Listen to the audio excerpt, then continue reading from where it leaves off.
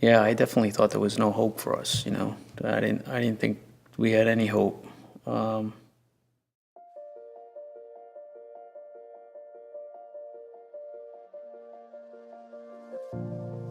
I get invited to that men's telehouse conference by Mario. Um,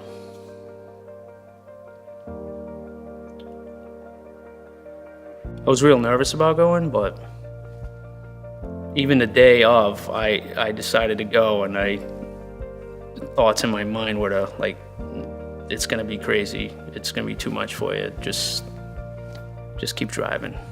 And I almost did. And then I pulled the exit. I took the exit. I pulled into the parking lot here, and I see all these guys checking in. I'm like, oh man, this is weird. This is just not for me.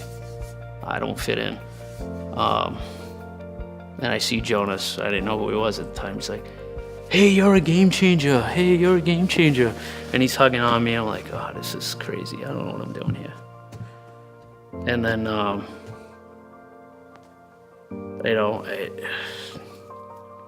and it was like it was tailored for me,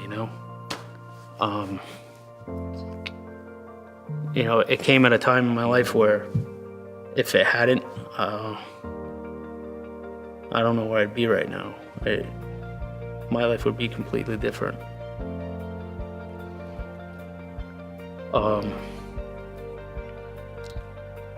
I thought I was alone, going through the things I was going through.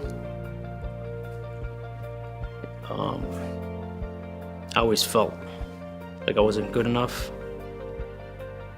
for God. I thought I had to have all my ducks in a row to be accepted by God. I thought that I had to perform to be good enough for God. And so when I started hearing testimonies from these other men, like they were going through the same things I was going through, and I broke down. I didn't know what would come over me, but I wasn't prepared for what was happening to me, that day. I think it was one of the moments where I knew that there was something else going on. This wasn't just a bunch of guys hanging out, singing songs and praying and telling war stories. This was something bigger, I felt like I was on fire at one point. Like I had this, I don't know how to explain it. I don't know how to explain it. I just had this feeling that came over me, and it kept happening throughout the conference.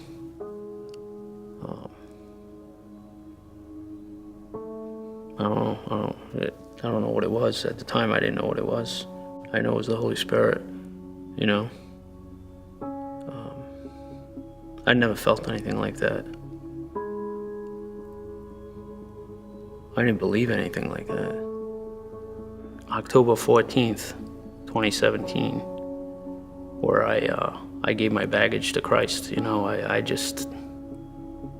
was a weird exchange because, I'm giving him my junk, all my brokenness, and he's giving me salvation, which made no sense to me,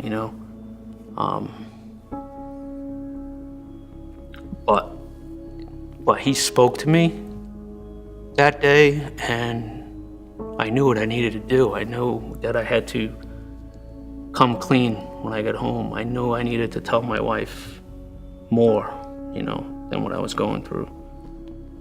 And just when I left here, I knew I had a message of like what I needed to do. And it wasn't about me. It was about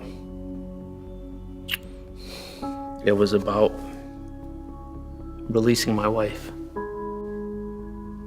Sounds crazy, but I was taking my burden, putting it on her, but it was the only way that I could release her. And I didn't know what the outcome was going to be. But I gave up being afraid of the outcome because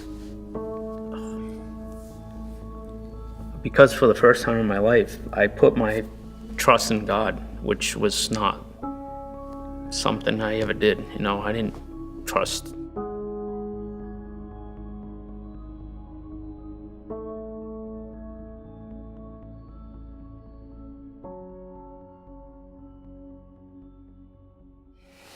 When I opened up to her the second time, I felt I found myself separated again, and but this time I was praying. I was praying. I wasn't praying to fix my marriage because I didn't think there was a chance. And I wasn't praying for me. I was praying for my wife. I was praying for her heart. I was praying for her to heal. For the first time in my life, I realized how self-centered my whole life had been, And for the first time in my life, I felt like I didn't care about me. It didn't matter. And I just had this peace, like just almost instant burden was lifted off of me. But it got placed on my wife. It got placed on my family, So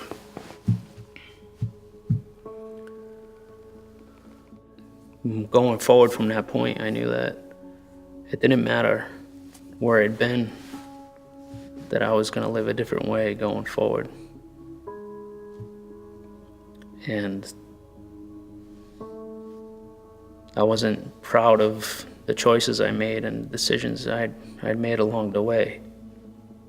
But that my kids were going to see a different person, a different man going forward. I wanted my kids to see someone that they could respect and that they would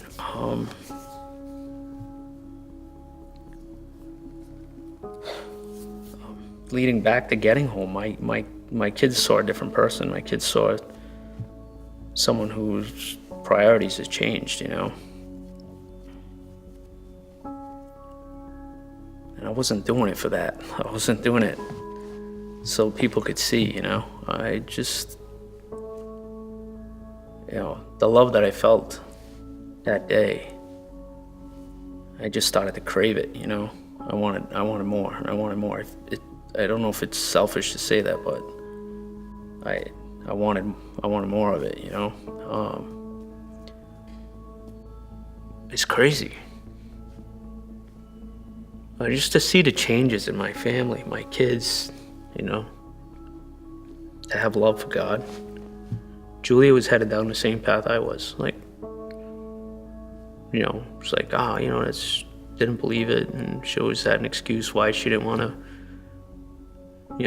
go to church, or she kind of mimicked me, my behavior in church, and now to see her wanting to get baptized and wanting to come to church and doesn't want to miss church, she passes up stuff with her friends to come to church, It's awesome. Even Ava, she loves coming here. The key moments in my walk with Christ were definitely the baptism. I never thought my daughter would be getting baptized the same day as I was. And then my wife jumping in the pool, that was huge. Never forget that. That was big. That was a key moment. Another key moment was the day after Thanksgiving, when my wife took me by surprise, and she forgave me, and she embraced me, and I didn't know what to do. I wasn't expecting that, and I didn't think there was any hope for our marriage, and she showed me grace that, grace that could only come from God. Without God, none of it would have been possible.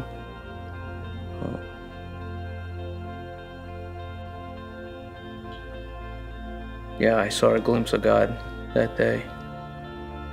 That was a key moment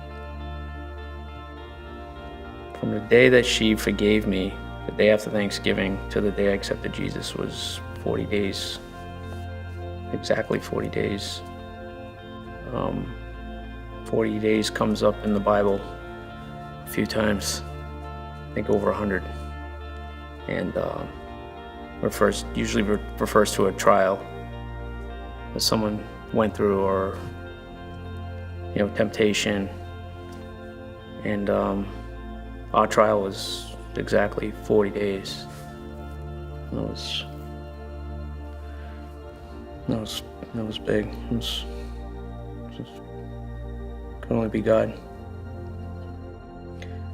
My name is Steve Aguiar, and I made the great exchange.